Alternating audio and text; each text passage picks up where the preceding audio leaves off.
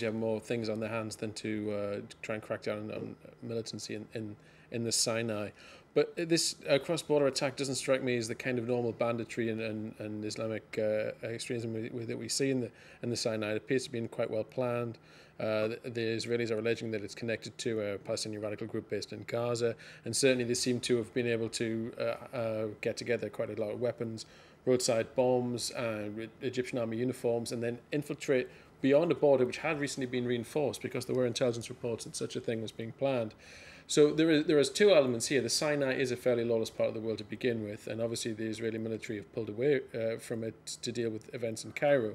Although they claim they're launching an offensive there at the moment. There's a broader political problem now, though, because their Israelis, in their response to the attack, killed Egyptian policemen, or appear to have. Now, we have to be very careful about this. In fact, a friend of mine who's in Cairo now, an analyst I trust, has just tweeted that he thinks the most important thing is to get the public information right on this, because both sides were unsure initially what had happened, who they'd killed, and what had gone on. And in the attack on Thursday. In the attack on Thursday, there's somebody going. We think probably a Palestinian extremist coming over the border and attacking Israelis. There are Israeli troops going back across the border to chase them into Egypt, and then there's some kind of incident happened there which involves the killing of Egyptian police, who in theory are also trying to crack down on the extremists. And it's very important now that with the democratic foment that we have in Cairo, that we don't end up with a kind of clash between Israel and Egypt, who historically has been because Israel and Egypt are on the same page with the Sinai province, aren't they? It's in their interest to have security there. They have the same public discourse on this, and Israel doesn't have the same public discourse on this as any Arab state. But historically, the Egyptian military, whatever the public statements of the regime have been, the Egyptian military has had a close relationship with the United States, and hence through them with Israel.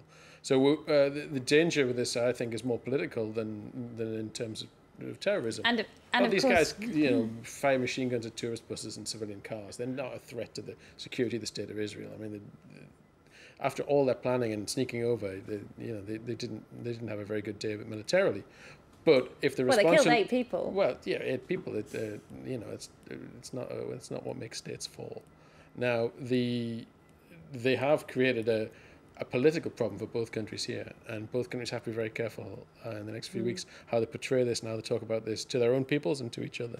Right, and this is a very delicate time anyway, isn't it? Because next month the Palestinians are expected to declare statehood at the United Nations. Yes, I mean, we've had all sorts of things that we could talk about for a very long time here, but Middle East, as in the Israeli-Palestinian problem, is clearly totally sort of deadlocked. And the Palestinians are seeking their way out by seeking this statehood recognition at the United Nations, something that the United States has argued very strongly against. But going back to what Dave was saying, I think it is very important, and it was quite interesting today because I thought we might see quite a sort of strong eruption of rhetoric from both sides, and we didn't, because I think they're still trying to sort out what happened and exactly how to calibrate this. We've had Israel and Egypt, which under Mubarak was sort of quite well aligned with Israel, as you say, through the United States. Popular sentiment in Egypt never that much behind that kind of relationship with Israel. Sinai, the obvious place where that can be seen, where perhaps security is even less good than it was. We ran a story, I think, about 6 days ago about the new smuggling of cars from Libya via Egypt and into Gaza through the tunnels. And this is the kind of thing that you've seen much more of. It's hard to imagine there haven't been more weapons going through the tunnels. Might we see as well. Israel launch its own offensive in the Sinai province? Oh, I hope not. I think that would be a really, really explosive step. Yeah. I think if you want is to that a turn the possibility? Arab Spring radical, then you have an Israeli invasion of somewhere Arab.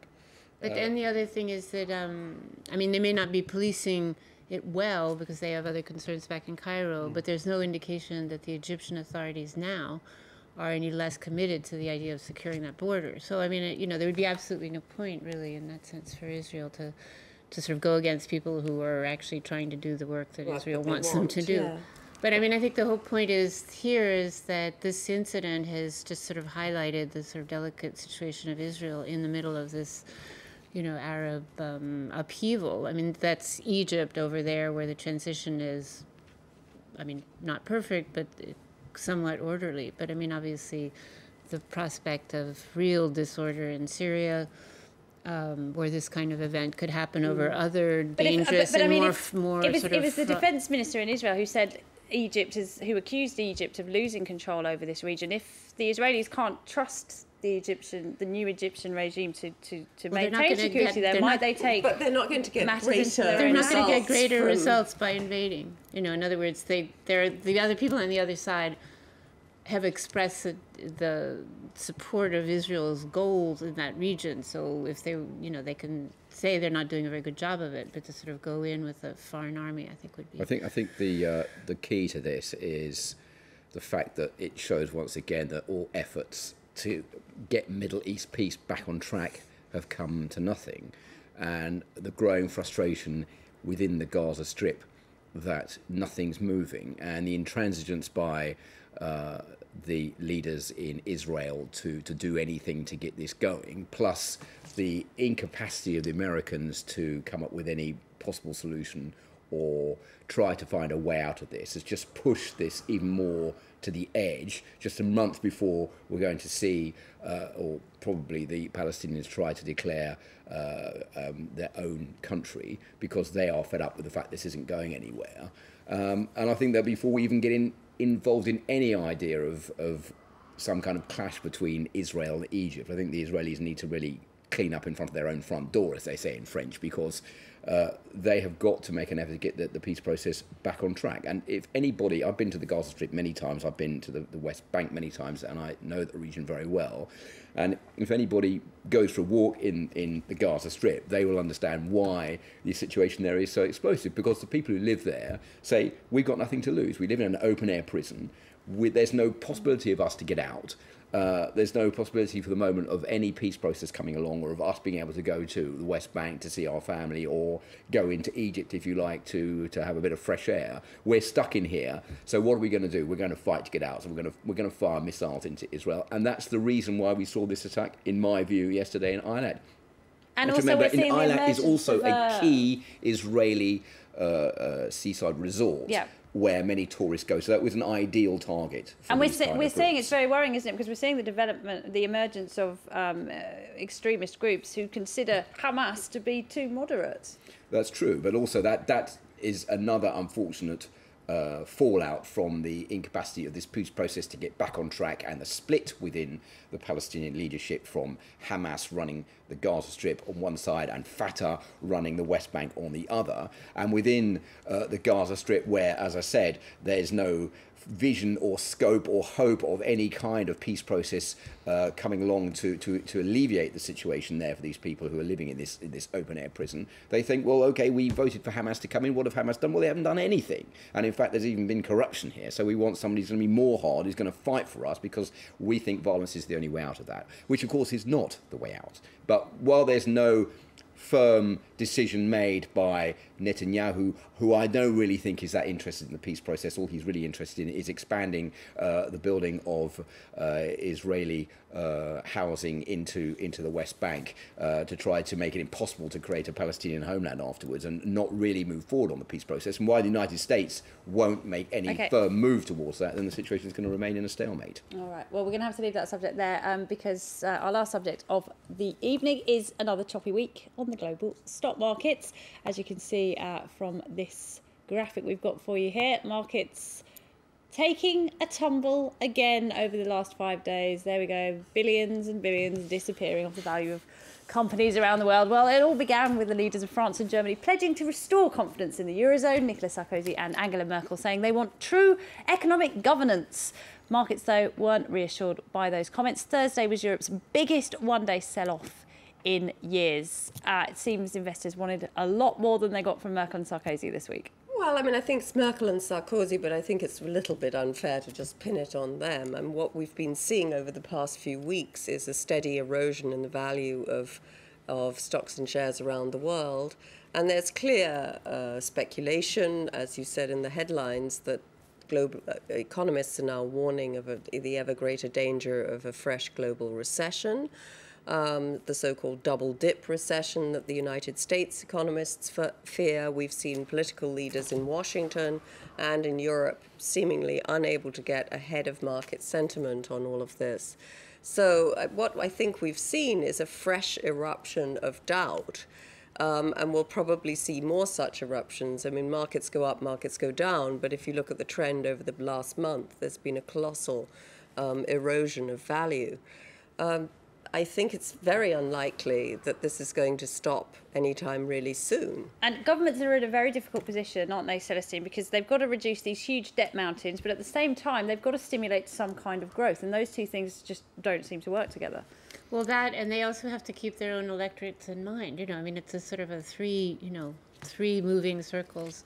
And indeed, I mean, I think, the whole debate between austerity versus growth, who was right. I think the United States, Obama started with a stimulus package, which many people thought was too little, and then got swept off into this debate about the debt and the sort of bringing it down, and a political battle ensued. And, that answer, which was to sort of pump up the economy and get us over the next sort of hump, seems to have gotten lost in the shuffle. And I think that's where the sort of lack of leadership all around gets the blame, and not just Sarkozy and Merkel. It's dithering. There's been a lot of criticism about European leaders, in fact world leaders, not doing enough, just dithering and not really knowing what to do and not showing any leadership, so the markets have been doing whatever they want. About a year ago, I thought this was going to be an interesting experiment for historians to look back on in about 20 years' time, when hopefully things have recovered. That some countries were going for massive austerity and some countries were going for massive stimulus, and I thought, well, let's see what works. But now it turns out that they're not. You can't have the two things running simultaneously, because it's a world economy, and because they're all being looked at by the same ratings agencies, and the same markets are following the health of their banks. So you can't separate the two things and see which one works, because they're if they have austerity measures in the Mediterranean, who's going to buy German cars? I was also interested by your phrase when you introduced this, saying that tens of billions wiped off the value would disappeared. But if it had gone up 4%, no one had said tens of billions appeared out of nowhere. Yeah, no. It's the nature of stocks markets. go up and down. Yes. But they are going down a lot more than they're going up this month. They are going down a lot more than going up, and there seems to be something real going on in Paris and in other European capitals about the value of banks. There seems to be a genuine concern, and I think people underestimated the importance of what Trichet said 2 weeks ago now, when he said, look, we've got loads of money staying on hand at the ECB in case any banks need bailing out. And people didn't realise then that when he said that, I think, that he was expecting to have to do it. And now this week's report in the Wall Street Journal that the Americans Fed is worried that the subsidiaries of European banks in the States are going to start repatriating money from the States to try and keep their coffers full here in Europe, and so they're warning their people over there to beware of that. There seems to be a problem with the European banks, and I think it's probably the problem we talk about for months. They're exposed to the debts of countries that simply can't repay them. I think also that one of the big problems that particularly the French are facing at the moment is that I think European leaders know how to get out of the crisis. The problem is no one wants to stick their neck out and say, okay, we're going to have to bring in a lot of very tough measures, including a rise in the VAT rate, when we're just a few months ahead of an election. Well, that's what I mean about the electorate. I mean, and so in France, they come out with these little measures which they say, well, we'll do this, we'll try and clamp down on people who get more tax bonuses from their jobs or from doing this and that. That'll bring in a bit of money. We'll stop the then, speculation. We'll stop this and we'll stop that, but there's not going to be enough to bring in the 10 billion euros that they need to get the French economy back on track. And until the elections take place next year in May, which is still a long way off, no one's going to stick their neck out and say, well, if I get elected, I'm going to put this up and I'm going to cut... they know what to do, but they just... Well, it seemed like investors wanted two things, didn't they? They wanted Euro bonds and they wanted a bigger stability fund. Eurobonds are a good idea, but not everyone's going to agree to that, because that means that some countries are going to have their own say about how they run their finances withdrawn. And it's a good idea if you want to keep the euro.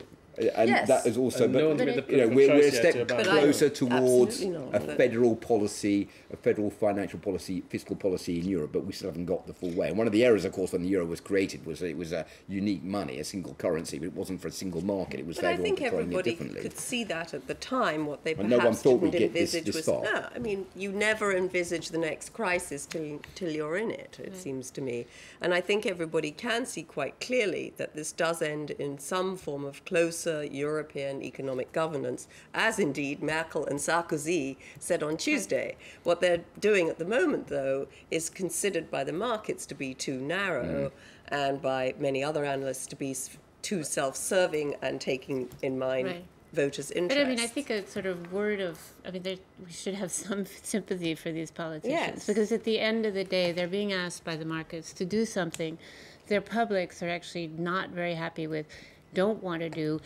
in a context of a European Union which is constantly being accused of a democratic deficit. I mean, you know, there's a sort of a great disconnect between the elites and the people as to what this whole project is all about, what it's delivering, and for whom, and when, and so on. And you know, that's democracy. I mean, the people are sort of not out there going, "Give us our euro bonds." You know, I mean, they're just not. Well, I think most people like the euro still. They like the euro, but the euro bond is, for instance, but do you think the euro project is in real danger? Might we see the end of the euro in the next couple of years? No, I really don't not. think so. No. Somebody said to me the other day, I heard this, which I think sums up the situation quite well. The euro is like an omelette. It's easy to break the eggs to create the euro, but to actually put the euro back in to make the eggs is virtually impossible. And that's a bit how it is, because if people want to come out of the euro, it's going to cause so much trouble for the country that pulls out that it's just not economically viable. So that's the reason everyone's got to sort of come together to try to help each other stay within the eurozone. But they have to convince their publics that this is, you know, that this is in their interest. I mean, I just think they can't afford to make these decisions over their heads. Well, I was about this: if the German public don't want to support the euro bonds, kick Germany out of the euro rather than one of the weaker economies, and then we'll just devalue 20-25% and then see how their exports go. Right. On that point, on that bit of advice for the European Commission, we're going to leave it there. David Clark, Alison Smale, Celestine Vollen and Philippe Tell, many thanks indeed to you all. And thanks to you for watching. François Picard back with you on Monday with the debate. So do tune in for that and have a nice weekend. Thanks for watching.